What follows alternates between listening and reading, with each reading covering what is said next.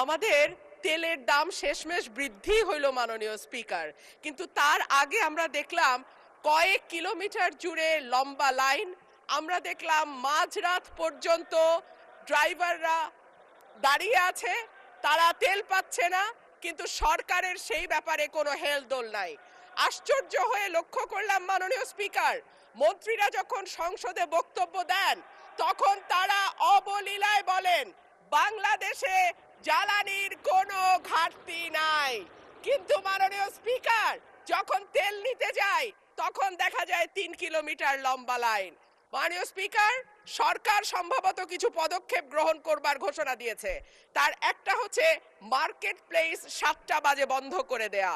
চমৎকার সিদ্ধান্ত মাননীয় স্পিকার, তবে মনে রাখতে হবে কেনাকাটা বা শপিং যেটুকু হয় সেটুকু সন্ধ্যার পরেই হয়, তার আগে হয় না। ২ হইল অফিস আদালতের সময় বলে পরিবর্তন করবে। ৫ দিনের জায়গায় ৪ দিন বা ৩ দিন তারা কর্মঘণ্টা ঠিক করবে, কিন্তু প্রশ্নটা হচ্ছে যদি জ্বালানির কোনো সংকটই না থাকে তাহলে এত লম্বা লাইনই বা কেন, দামি বা বাড়াইতে হয় কেন, অফিস কর্মসূচি সময় পরিবর্তন করতে হয় কেন?